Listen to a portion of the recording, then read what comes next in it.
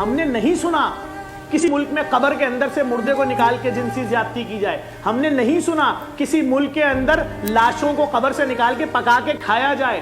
कौन है इन सब चीजों का जिम्मेदार? किसकी रिस्पॉन्सिबिलिटी थी?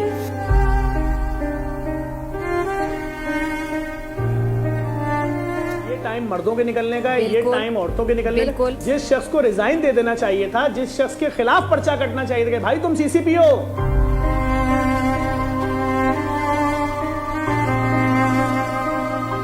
मुहाफिज हैं, वो पहले एक चार्ट जारी करें, उस पर टाइम लिखा हो कि सुबह 7 बजे से लेकर 12 बजे तक बच्चे सड़क पे निकल सकते हैं। उसके बाद हमारी जिम्मेदारी नहीं, उन बच्चों को अगर को उठा के ले जाए, काट के फेंक दे।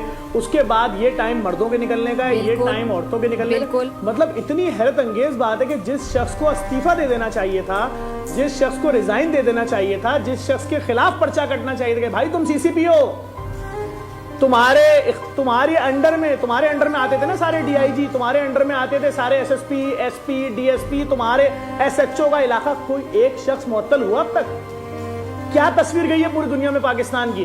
कितना ज्यादा इस वक्त खौफ है हमारी बहनों में, बेटियों में। इसका मतलब अगर हमारी बहनें घरों में अब कॉलेज, स्कूल, यूनिवर्सिटी जाएंगी तो उनके साथ 4-4 मर्द जाएं उनकी हिफाजत करने के लिए, क्योंकि उसके बाद में इलाके के सीसीपीओ साहब कह देंगे चूंकि वो अकेली घर से निकली तो ये तो होना था। ये क्या स्टेटमेंट दिया इन्होंने कि जी रात को 12 बजे, 12:30 बजे वो औरत निकली क्यों घर से?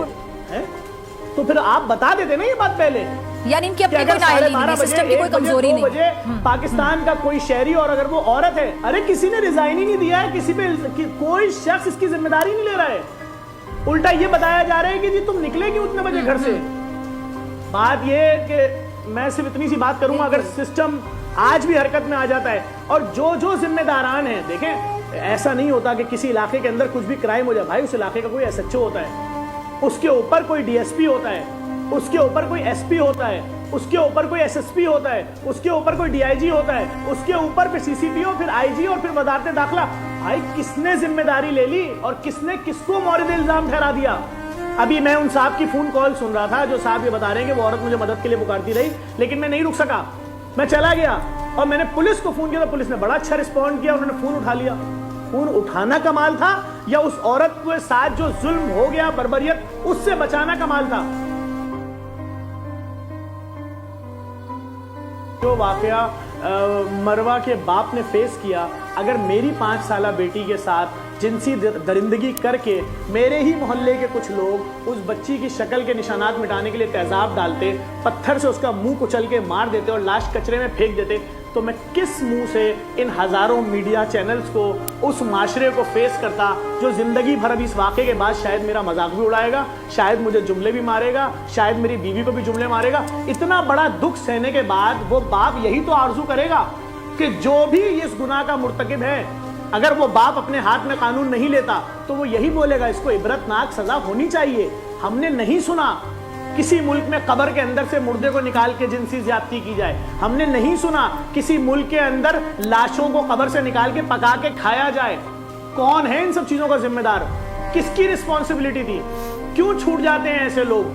बात यह है जिनके साथ हो रहा है ना, कोई उनसे पूछे। बड़ा अफसोस हो गया भाई, किसी की बहन बेटी के साथ इज्जत लुट गई उसकी रोड पे, जिसकी ये बड़ा बहन सवाल बेटी कि क्यों बीवी छूट थी, जाते हैं ऐसे लोग कि ये माशरा तुम्हें छोड़ेगा।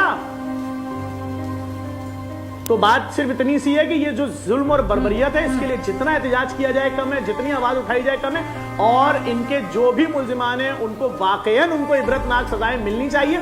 और जो जिम्मेदारान हैं जो आज ये स्टेटमेंट दे रहे हैं घर से निकली क्यों, इनके ऊपर भी पर्चे कटने चाहिए। हुकूमत ये सोचे कि ये आज दूसरों की बहन बेटियों के साथ हो रहा है, इसलिए हम संज्ञा नहीं ले रहे, कल कोई आग कहीं घर तक ना पहुंच जाए। तो जनाब जफर अब्बास साहब ने जो एक बात की है, उसमें बहुत अहम तरीन बात यह है कि ये तो पता चले ना कि जिम्मेदार कौन है, यानी जिसकी रिस्पॉन्सिबिलिटी है, जो जिम्मेदार है, उसको तो लाया जाए ना कि किसकी ड्यूटी थी और किसकी कोताही की वजह से ये कुछ हुआ है। हमने 3 दिहाइयां 4 दिहाइयां देख ली, कब हमें राइट्स मिलेंगे, कब कराची के लड़के को सरकारी नौकरी मिलेगी, कब कराची यूनिवर्सिटी में उसको एडमिशन मिलेगा, कब कराची के लोगों की इज्जतें महफूज होंगी। 5 साल की बच्ची, 4 साल की बच्ची, 10 साल का बच्चा, ये कब तक हम वाकयात देखेंगे?